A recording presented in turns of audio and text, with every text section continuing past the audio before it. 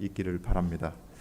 자, 오늘은 구약 성경의 예레미야서 23장 23절에서 29절의 본문을 가지고 예언자적 부르심이라는 제목으로 말씀을 전하겠습니다. 예측하기 힘든 이상 기후 현상이 이제는 낯설지 않습니다. 정부는 이 최대 강수량을 예측해서 홍수나 가뭄 등 이 취수 계획을 세우는데, 예를 들면 200년에 한 번 올지 모르는 강우량을 대비해서 200년 계획, 이런 수치를, 그 빈도를 수치화하고 있습니다. 그런데 올해는 200년을 훌쩍 넘어선 500년 빈도의 폭우와 이 살인적인 폭염으로 지난 몇 달 사이에 우리가 경험한 것들입니다. 안전한 거처가 있다는 사실에 내심 안도하면서도 한편으로는 이 산사태나 물난리에 취약한 주민분들, 그리고 폭염에 고스란히 노출된 분들을 생각하니까 마음이 편치만은 않습니다.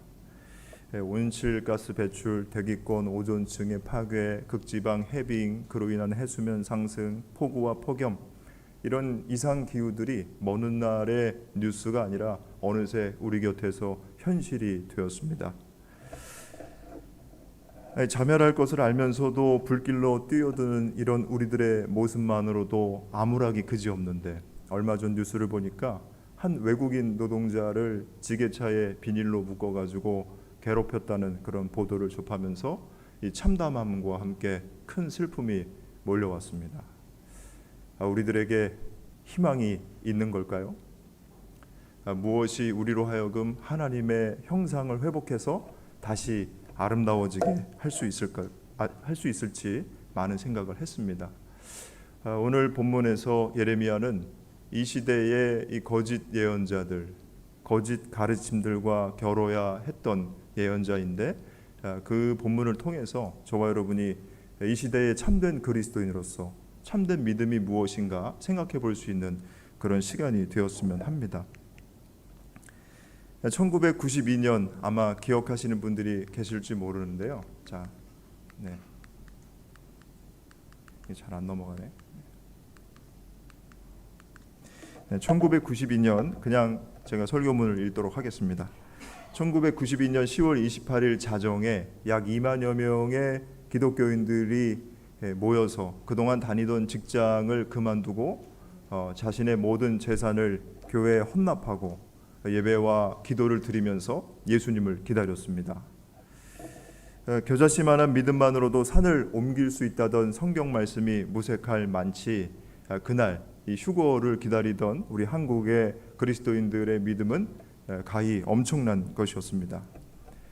이 몽실언니의 저자로 우리에게 알려져 있는 권정생 선생님은 당시 휴거 현장을 지켜보면서 자신의 이 믿음 없는 모습에 대해서 자괴감을 가지면서도 한편으로는 무엇이 이렇게 열광적인 믿음에 이르게 했는지 그 원인을 깊이 생각했다고 합니다.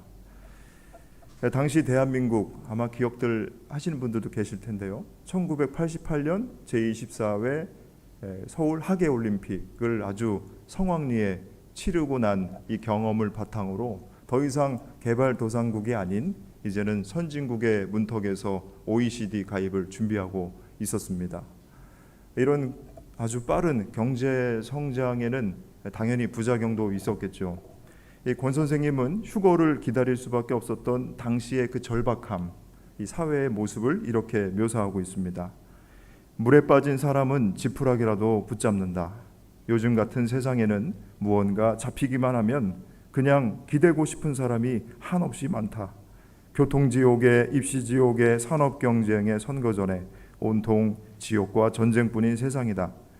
나이 40이 넘도록 장가 못 간 노총각들, 해도 끝없이 일하며 외롭게 살아가는 농촌 노인들, 태어나면서 신체와 정신이 온전치 않다고 부모에게 버림받은 아이들, 텔레비전도 신문도 책도 거리도 산도 강도 온통 폭력으로 가득 차 있다. 누구라도 사람답게 살고 싶어 합니다. 단순히 성공과 풍요를 누리면서 남들에게 의수되는 게 사람답게 잘 사는 건 아닙니다. 사람은 더불어 살아가는 존재죠. 나를 넘어서 너와 내가 우리가 되어가는데 인생의 참된 의미가 있습니다. 이 당시 대한민국을 기억해 보면 이 교회 첨탑 위에 십자가에서 불빛을 뿜어내고 있었지만 정작 그 불빛은 누군가에게 건네는 위로와 희망의 빛이 아니라 이 냉정한 사회에서 철저하게 소외된 이들의 피와 눈물 섞인 붉은색인 것 같았다고 묘사합니다. 이 권 선생님은 휴거는 길 잃은 한 마리 양처럼 눈 멀고 걷지 못하며 가난과 질병으로 고통받는 강도 만난 불쌍한 인생들의 것이어야 한다고 이야기합니다. 그러니 휴거 대란의 잘못은 그날 이 불쌍하고 가련한 이 교우들 그들에게 있는 것이 아니라 거짓 위로와 안식을 약속하면서 시한부 종말론을 믿도록 강요한 이들, 성경 말씀을 인용하면 예수님께서 벗어놓으신 옷을 서로 가지려고 제비 뽑는 망나니들에게 있다고 일갈합니다. 오늘 우리가 함께 살펴볼 본문의 말씀에 등장하는 예레미야는 제사장 힐기야의 아들로서 주전 6세기, 7세기에 활동했던 예언자입니다. 역사적으로 북이스라엘이 멸망했고 이 남유다, 예루살렘의 함락을 앞둔 시점에 이스라엘 백성들이 하나님께로 돌아오도록 하는데 그의 사명이 있었습니다. 그러나 당시 이스라엘 백성들을 이끄는 지도자들은 하나같이 정의와 공의를 내팽개치고 자신들의 탐욕을 채우기 위해서 거짓을 일삼는데 전혀 조금의 주저함도 없었습니다. 더 큰 문제는 이러한 지도자들을 바라보는 백성들의 태도였습니다. 마치 가려운 것을 긁어준다는 듯이 잘못된 길로 빠져도 거짓 위로와 희망을 전하는 이 지도자들에게 열광했습니다. 어느새 이스라엘은 풍요와 쾌락의 꿈을 쫓다가 자신들을 애굽에서 구원하셨던 그 하나님께 등을 돌리고 말았습니다. 함석헌 선생님은 우리 민족에도 이와 같은 분열의 역사가 늘 있다고 안타까워하셨습니다. 외세에 의해서 민족이 갈라졌고 그로 인해서 우리 민족 내부에는 이 어두움과 다툼이 끊이지 않았다는 겁니다. 삼국시대부터 조선시대 그리고 남과 북의 분단까지 이 분열의 역사는 그 일회적인 정치적 사건이 아니라 우리 민족 내부에 깊숙이 침투해 있는 죄성이었다고 이야기합니다. 오늘날 대한민국을 생각해 보면 전 세계의 유래를 찾아볼 수 없을 정도로 아주 급속도의 경제 성장과 또 더불어서 이 교회 성장을 이룬 국가입니다. 한때 한간에는 전국 곳곳 어디를 가든지 편의점, 카페, 교회는 늘 있다고 이야기했죠.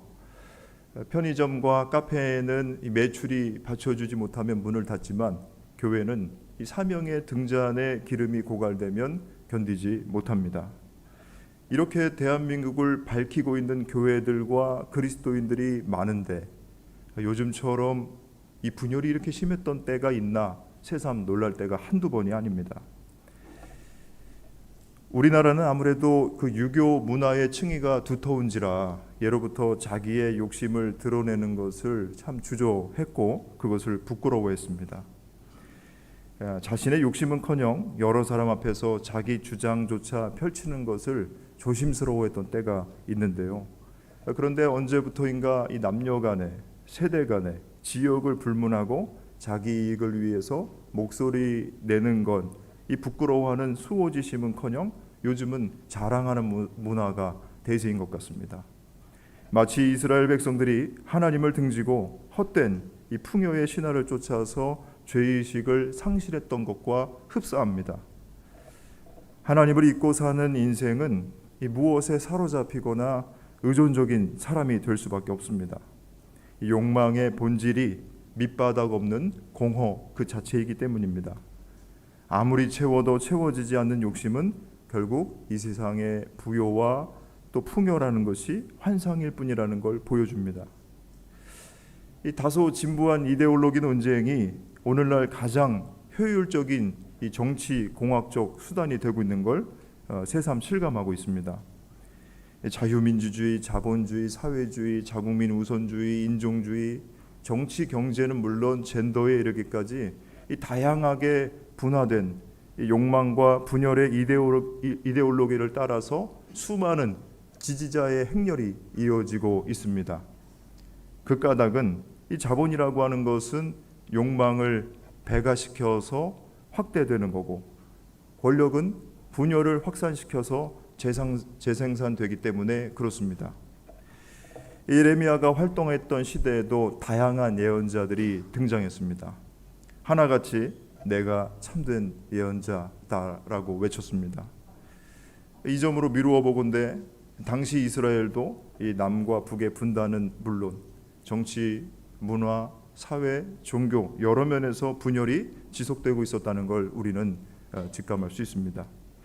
미래를 예견해 주겠다는 사람들, 소외된 사람들의 권익을 보호하겠다는 사람, 기존 질서를 새롭게 갱신하겠다는 사람, 외세의 침략에서부터 지켜주겠다는 사람, 진정한 종교의 진리와 윤리적 비전을 제시하겠다는 사람 등등, 예레미야의 시대에는 이렇게 다양한 각양각색의 예언자들이 마치 이 호객 행위하듯이 분열의 시대를 이끌었습니다.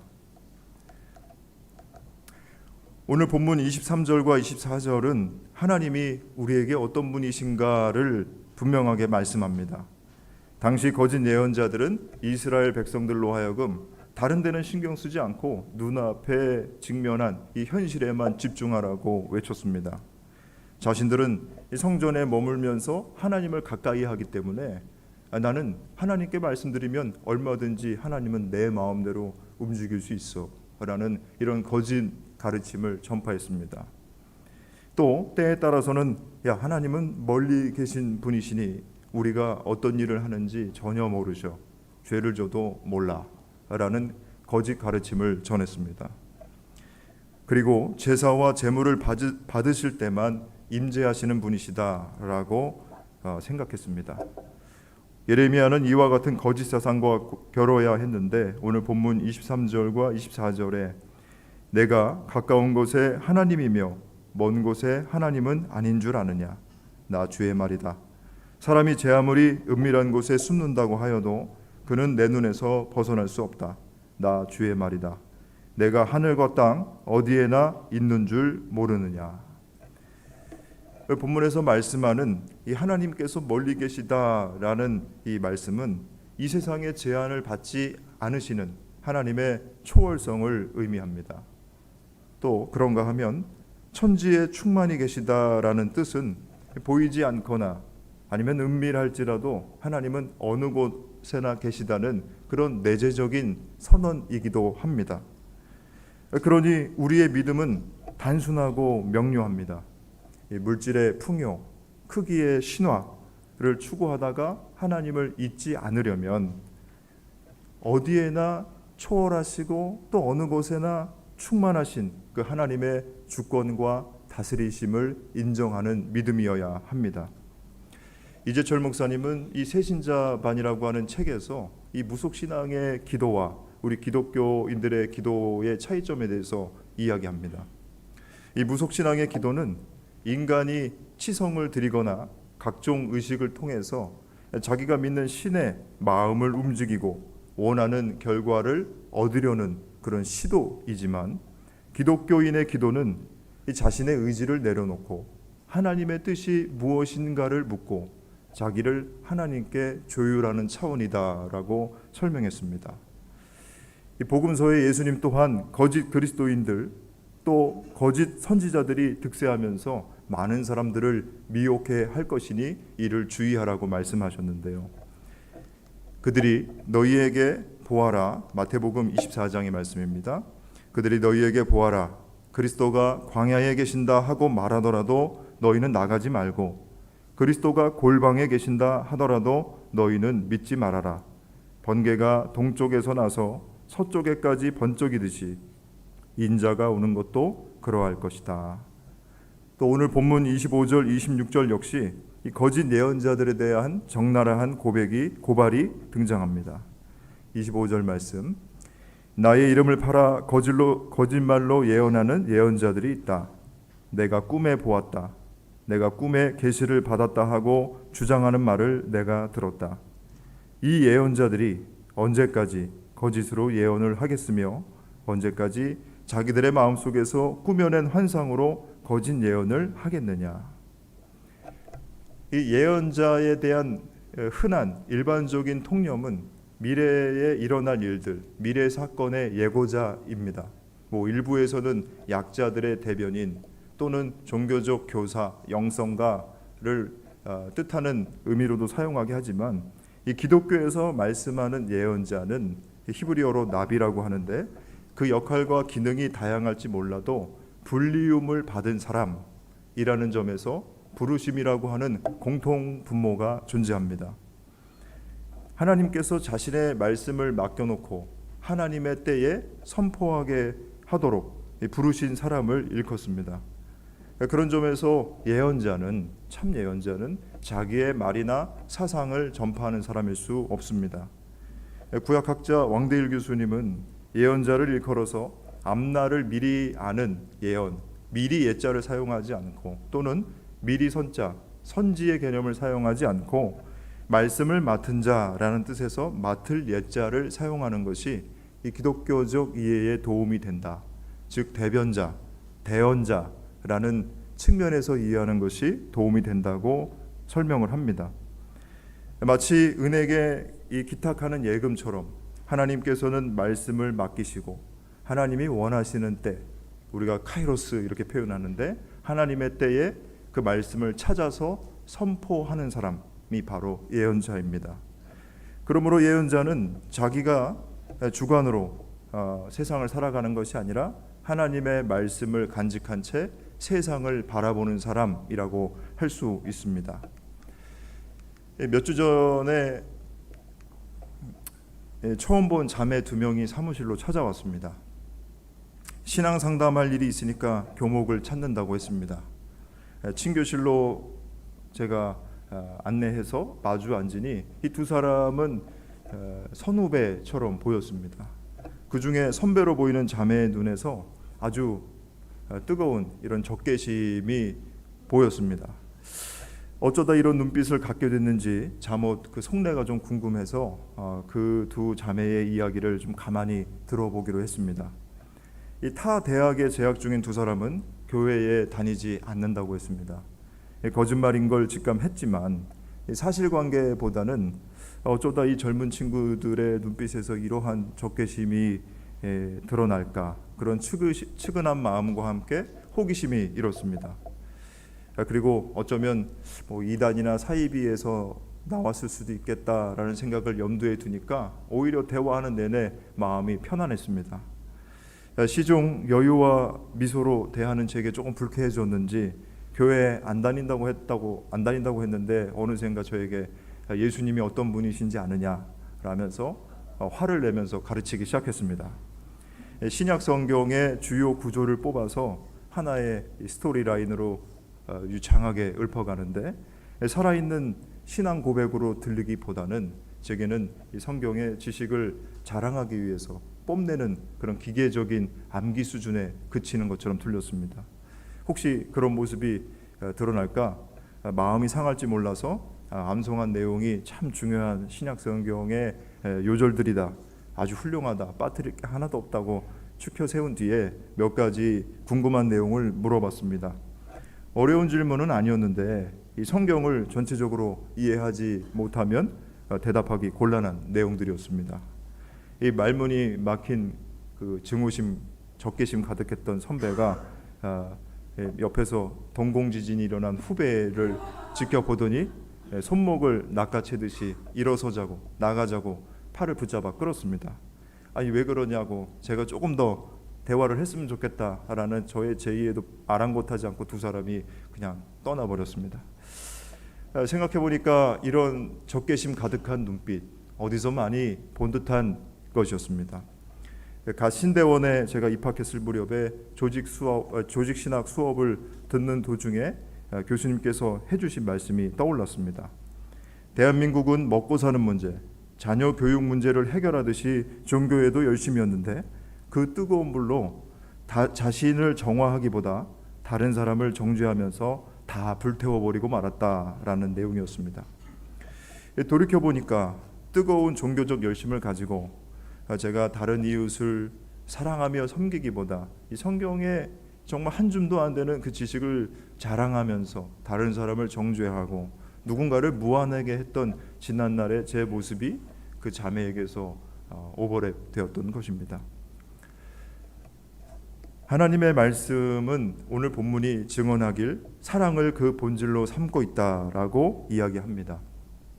하나님의 말씀은 이 지식이라고 하는 형태의 포장지로 덮여 있는데 사랑이라고 하는 알곡이 그 안에 없으면 쭉정이 껍데기가 되고 맙니다.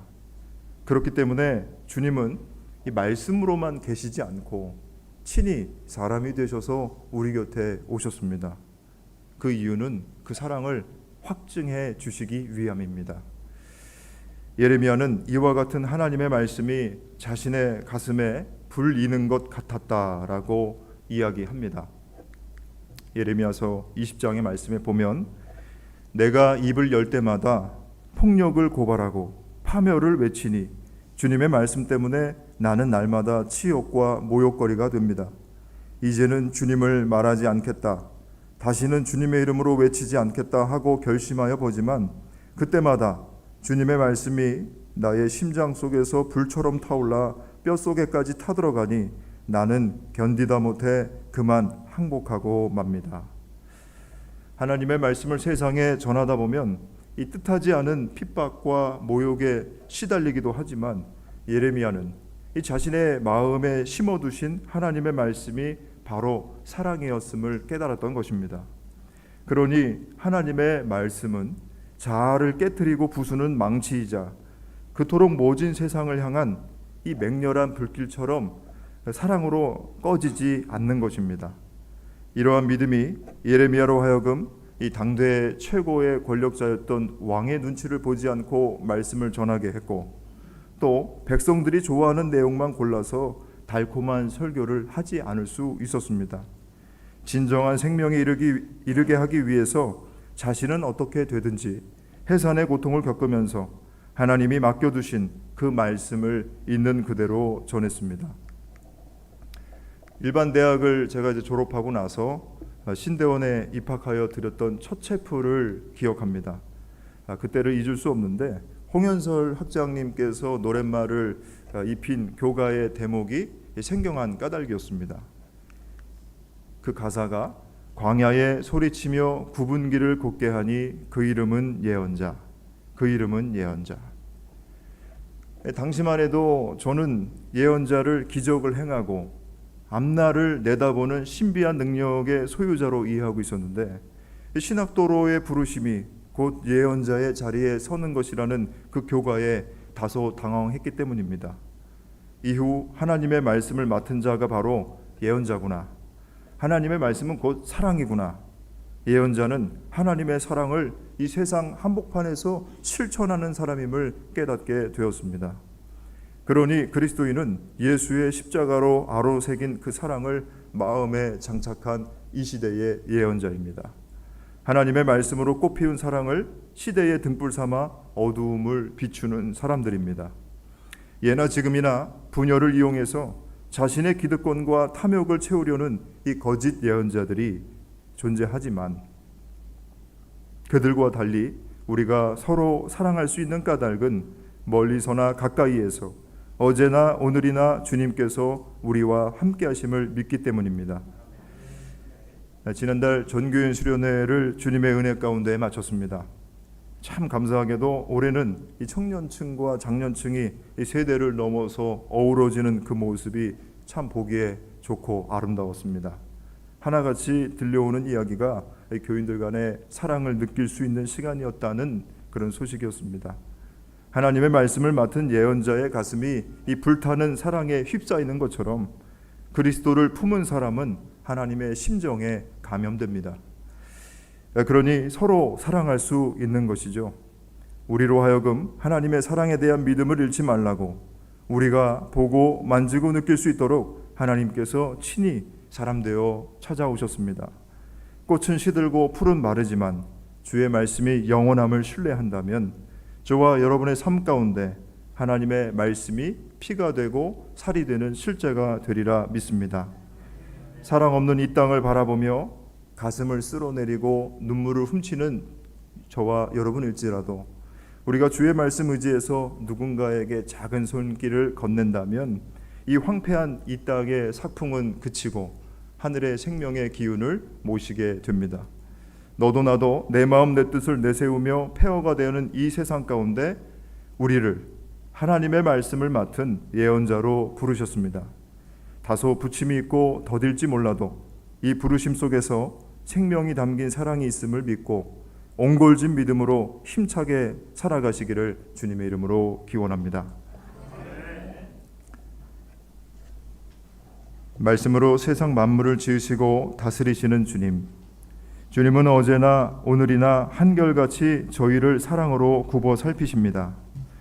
하나님의 형상을 잃어버린 인간은 그저 욕심과 죄악이 끝이 없지만 주님은 찢기고 갈라진 아픔의 자리로 찾아오셔서 우리의 허물과 상처를 싸매어 고치심을 믿습니다.